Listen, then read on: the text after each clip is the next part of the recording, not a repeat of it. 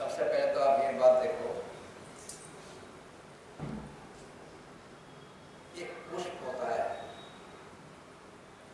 उस पुष्प में से शहद केवल मक्खी निकाल सकती है, बाकी कोई नहीं निकाल सकता।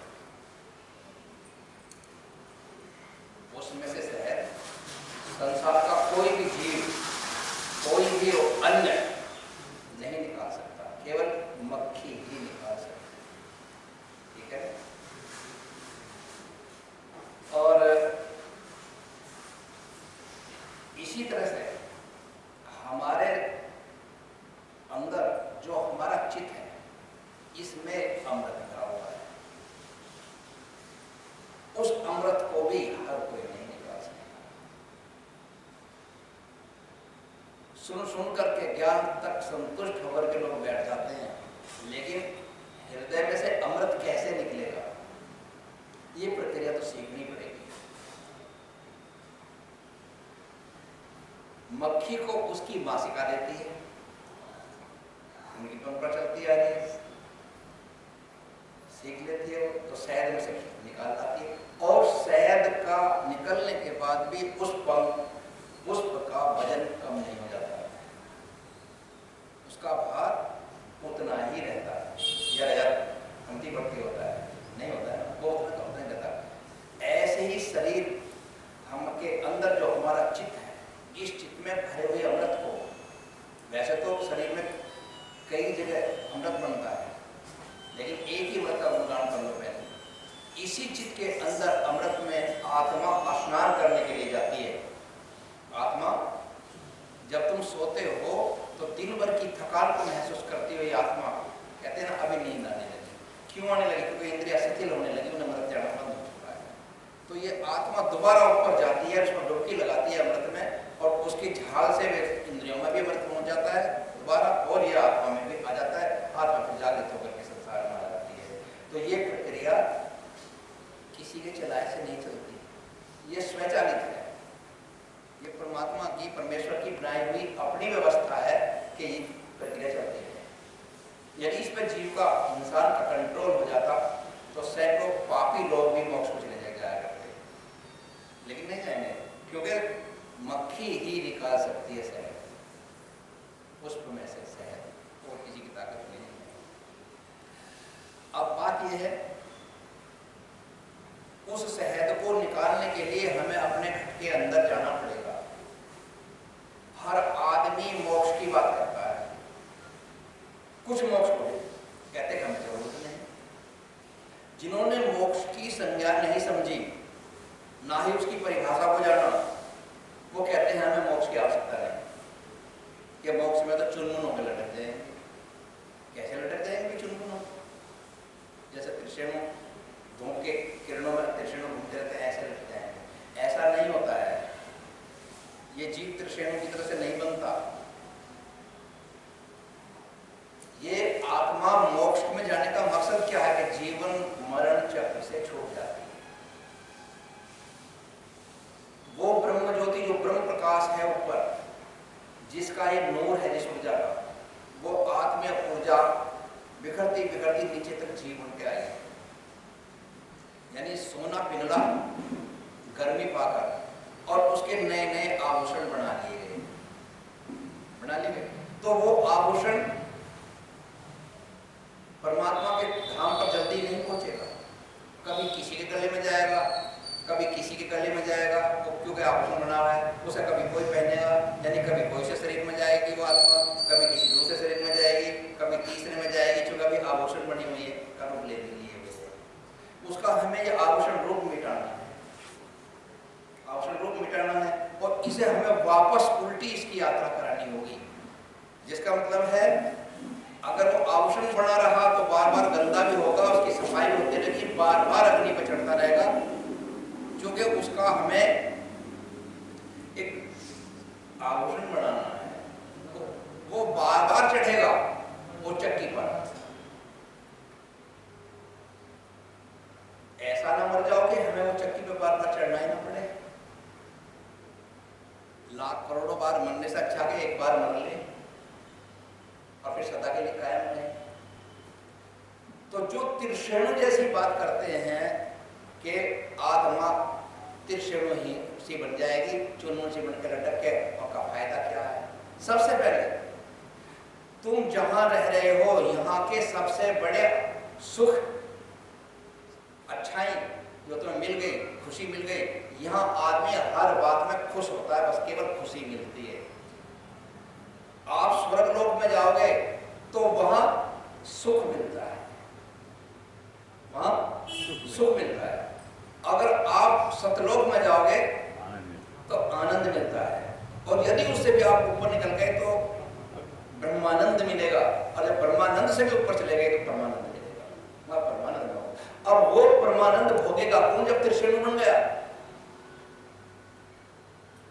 भाई, उसका अस्तित्व ही मिटा दिया आत्मा का, तो सुख आनंद को भोगेगा क्या? तो फिर वहां जाने से फायदा भी क्या है? कुछ नहीं। लेकिन ऐसा नहीं है। इंद्रिय तत्व जो आखिरी ब्रह्म स्वरूप होता है, जहां सबसे पहले सोना बना है, जहां परमात्मा से रूह बनी है, वही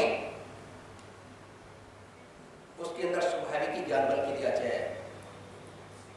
ज्ञान बल और उसमें प्रतिक्रिया होना, ये आत्मा का स्वाभाविक गुण है। ये उसमें होती चली जाती है नीचे नीचे। अर्थात वहां जब ये ज्ञान है और क्रियाएं हैं, बल है, तो इंद्रिय भी वहां जरूर होंगी। यहां स्थूल में स्थूल नाम होता है। भाव शरीर में इंद्रिया भावात्मक काम करती है, जैसे कोई भाव आया, बनाया, बच्चा खत्म हो गया। सूक्ष्म शरीर में सूक्ष्म भाव वाली इंद्रिया हो जाती हैं। मानव शरीर में जाके मनोनुकूल इंद्रिया काम करने लगती हैं। जब ऊपर कारण में जाते हैं, कारण शरीर के अंदर जब हम उसे हटाते हैं तो वहां ये इंद्रिया केवल कारण हो जाती हैं, कारण बन जाती हैं। रितंबरा में जल जाती है तो महाकारण बन जाती है, जिनका नाम रित कहते हैं, वो रितंबरा हो जाती है। रित जो है परमात्मा की आभा, जैसे सूर्य के चारों तरफ के ओरा छाता है, वो ओरा सूर्य का ही होता है, मगर वो सूर्य से दूर रहता है, ऐसी वो रित शरीर है। तो ये ऊपर फिर परमानंद है।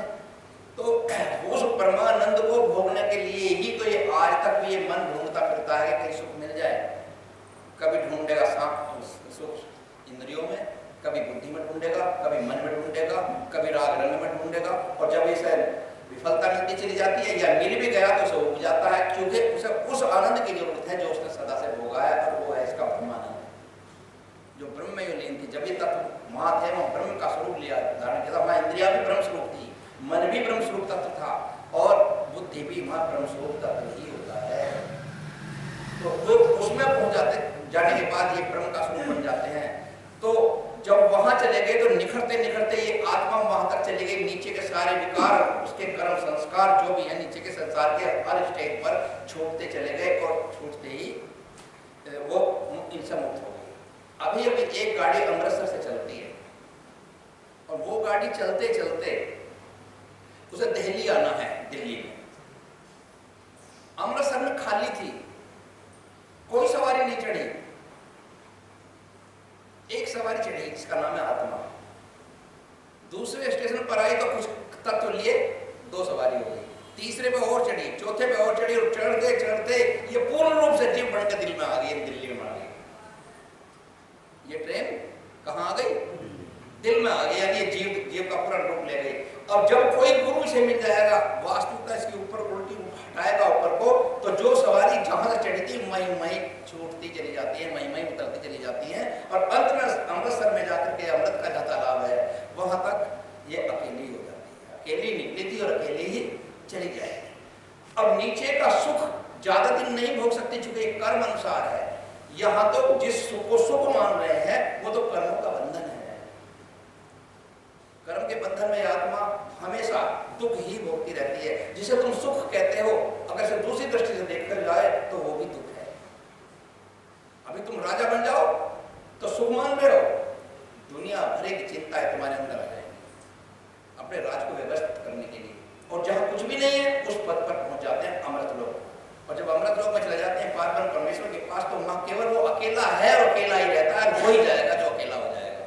इसलिए हमारे उपनिषद कहते हैं ब्रह्म सन्न ब्रह्म पयति, ब्रह्म के सामने केवल ब्रह्म ही जा सकता है और किसी की ताकत नहीं है। अर्थात वहां के अमृत को ब्रह्म ही खींच सकता है। वो जीवात्मा जब ब्रह्म बन जाती है तो उस ब्रह्मानंद को वो ही पीता है, उस अमृत तत्व को वो ही पी सकता है। जैसे मक्खी ही पुष्प में से शहद को पीती है और किसी की ताकत नहीं। और जिस दिन ब्रह्म स्वरूप हो जाता है तो उस ब्रह्मानंद को पीछे लगता है अपने अंदर। अब जो रूह वहां चली गई उसे ये मत कहो कि वो त्रिशेणु के रूप में लटक रही है, नहीं लटकी, चुनमुन नहीं है वो वहां, वो उसके स्वरूप में शामिल हो चुकी है।